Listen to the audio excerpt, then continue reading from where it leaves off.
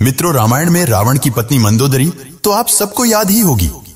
जी हां, वही मंदोदरी जिसने अपने पति रावण को कई बार अनैतिक कार्यों को करने से रोका था। कहा जाता है कि रावण की पत्नी मंदोदरी एक ज्ञानी स्त्री थी। वह इस युद्ध का परिणाम जानती थी, इसलिए वह हमेशा से ही इस युद्ध के खिलाफ थी। जब रावण द्वारा माता सीता के हरण की बात मंदोदरी को पता चली, तो उस समय भी मंदोदरी रावण को माता सीता को सम्मान पूर्वक भगवान श्री राम को लौट आने की सलाह दे रही थी। लेकिन हट्ठी रावण ने मंदोदरी की बात नहीं सुनी और लंका का विनाश हो गया। राम रावण का युद्ध हुआ, जिसमें रावण मारा गया और मंदोदरी चाहकर भी उसे बचा नहीं पाई। लेकिन क्या आप यह जानते हैं कि रावण के मरने के बाद मंदोदरी का क्या हुआ? आखिर कौन थी मंदोदरी? क्या सच में रावण के मृत्यु के बाद मंदोदरी ने विभीषण से दूसरी शादी कर ली थी? अगर आप भी इन प्रश्नों का जवाब जानना चाहते हैं तो इस वीडियो को अंत तक जरूर देखिएगा। लेकिन मित्रों, वीडियो में आगे बढ़ने से पहले नए व्यूवर्स चैनल को सब्सक्राइब करके बेल आइकन को प्रेस कर दें, ताकि हमारी आने वाली वीडियोस की नोटिफिकेशन आपको मिलती रहे। मित्रों, हिंदू पुराणों में उल्लेखित एक कथा के मुताबिक मधुरा नाम की एक अप्सरा हुआ करती थी, जो भगवान शिव से काफी ज्यादा प्रभावित थी। इसीलिए एक बार वह उनसे मिलने कैलाश पर्वत पर पहुंच गई।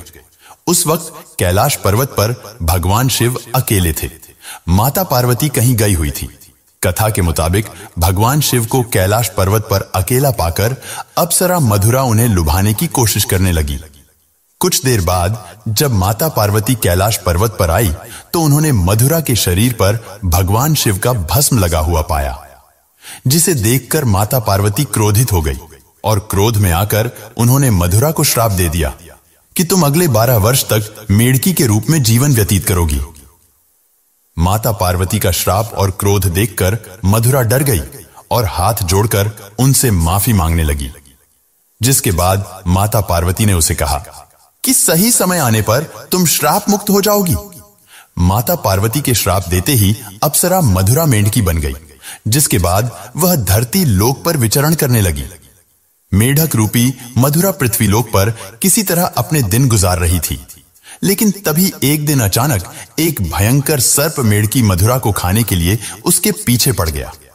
मेढकी मधुरा अपनी जान बचाने के लिए भागने लगी और भागते भागते वह सप्तऋषियों के आश्रम में पहुंच गई, जहां सप्तऋषियों ने खीर बनाने के लिए खीर का बर्तन लकड़ी के चूल्हे पर चढ़ाया हुआ था। जब सांप ने मेढकी मधुरा को दौड़ाया तो वह उछलकर उसी खीर के बर्तन पर बैठ गई। जब सांप उसके पीछे आया तो वह उससे बचने के लिए बर्तन के एक छोर से दूसरे छोर पर उछल गई। सांप भी मेढकी को पकड़ने के लिए उस बर्तन पर चढ़ गया और दूसरे छोर पर जाने की कोशिश करने लगा। लेकिन दुर्भाग्य से वह फिसलकर खीर के बर्तन में गिर गया और खीर गर्म होने के कारण गिरते ही वह मर गया। किंतु मेढकी बनी उस मधुरा को यह चिंता सताने लगी कि जब ऋषिगण यहां आएंगे और वे ये खीर खाएंगे तो जहरीले सांप की वजह से उनकी मृत्यु हो जाएगी। मधुरा ये हरगिज नहीं चाहती थी कि उसकी वजह से सप्तऋषियों की जान जाए, इसलिए वह वहीं बैठकर ऋषियों का इंतजार करने लगी। जैसे ही ऋषि वहां आए, वह उनके सामने ही तुरंत खीर के बर्तन में कूद गई। ऋषियों ने मेढकी को बर्तन में कूदते हुए देख लिया, इसलिए उन्होंने सोचा कि अब तो यह खीर खाने योग्य नहीं है और उन्होंने खीर को वहीं फैला दिया।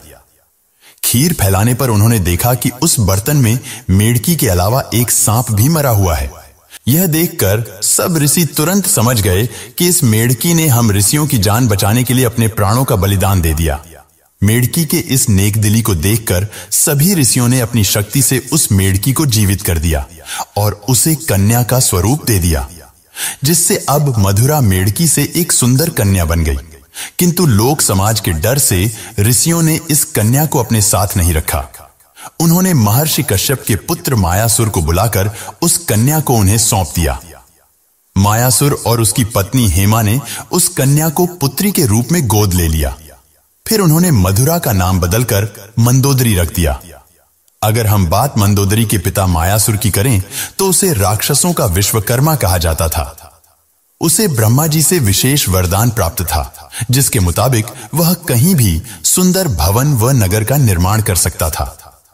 मायासुर ने ब्रह्मा से प्राप्त वरदान के प्रभाव से ही अपनी पत्नी हेमा के लिए मंडोर जैसे खूबसूरत नगर का निर्माण किया था, जो कि वर्तमान में जोधपुर का मंडोर है।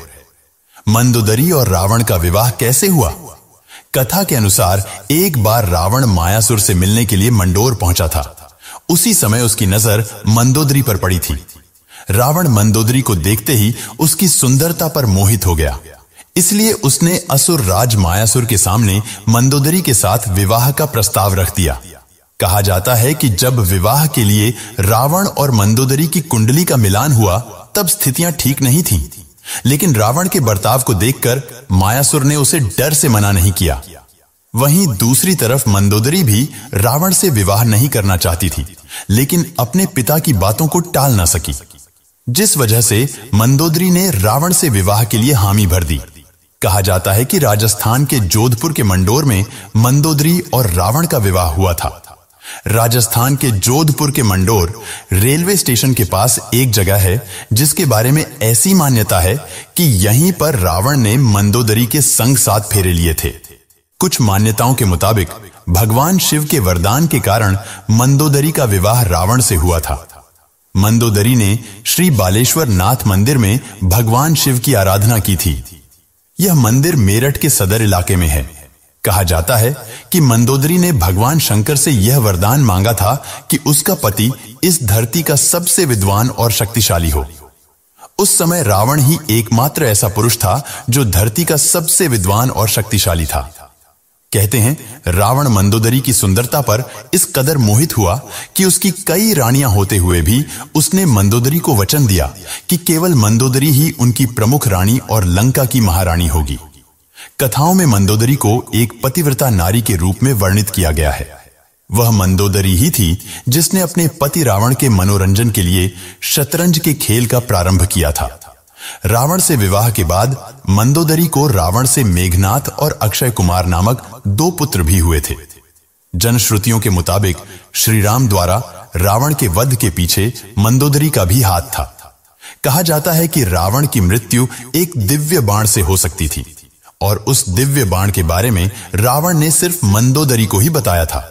लेकिन हनुमान जी ने बहुत ही चालाकी से अपनी बातों में फंसाकर मंदोदरी से इस बाण के बारे में जानकारी हासिल करके उसे चुरा लिया, और इस बाण की मदद से प्रभु श्री राम ने रावण का वध कर दिया था।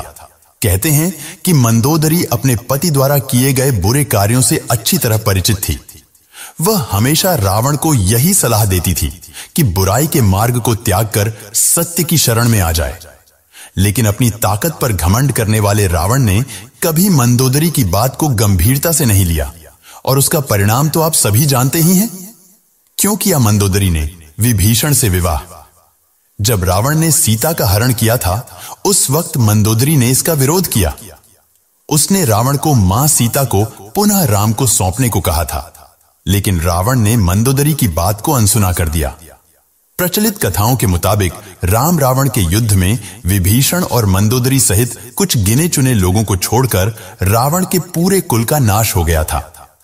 रावण की मृत्यु की खबर जब मंदोदरी को मिली तो वह विलाप करते हुए युद्ध भूमि में पहुंच गई, और रावण के शव को देखकर वह तेज आवाज निकालकर रोने लगी।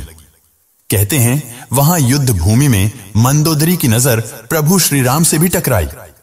मंदोदरी को इस तरह से विलाप करता देख प्रभु श्री राम को भी अति दुख हुआ था। लंका के सुखद भविष्य के लिए श्री राम ने विभीषण को लंका का राजपाट सौंप दिया था, और उन्होंने मंदोदरी के सामने विभीषण से विवाह करने का प्रस्ताव रखा था। लेकिन उस समय मंदोदरी ने इसका कोई उत्तर नहीं दिया। इसके बाद प्रभु श्री राम अपनी पत्नी सीता और भाई लक्ष्मण के साथ अयोध्या वापस लौट गए। वहीं दूसरी तरफ मंदोदरी ने रावण के वियोग में खुद को लंका के महल के कमरे में कैद कर लिया। बहुत दिनों तक इस कमरे में कैद रहने के बाद वह बाहर निकली, और फिर उसने विभीषण से विवाह कर लिया। लेकिन कुछ विद्वान इस बात को सीधे तौर पर नकारते हैं। उनका मानना है कि ये सारी बातें असत्य हैं। इनका सच्चाई से कोई भी लेना देना नहीं है। दरअसल इन विद्वानों के मुताबिक मंदोदरी एक पतिव्रता नारी थी। वह अपने पति के प्रति पूरी तरह से समर्पित थी। इतनी महान ज्ञानी और पतिव्रता नारी ऐसा निर्णय नहीं ले सकती। ऐसे में रावण की मृत्यु के बाद मंदोदरी का विभीषण से विवाह करना एक किंवदंती के अलावा और कुछ नहीं है। मित्रों, आपको क्या लगता है, क्या मंदोदरी ने विभीषण से दूसरा विवाह किया था या नहीं? अपनी राय हमें कमेंट करके जरूर से बताएं।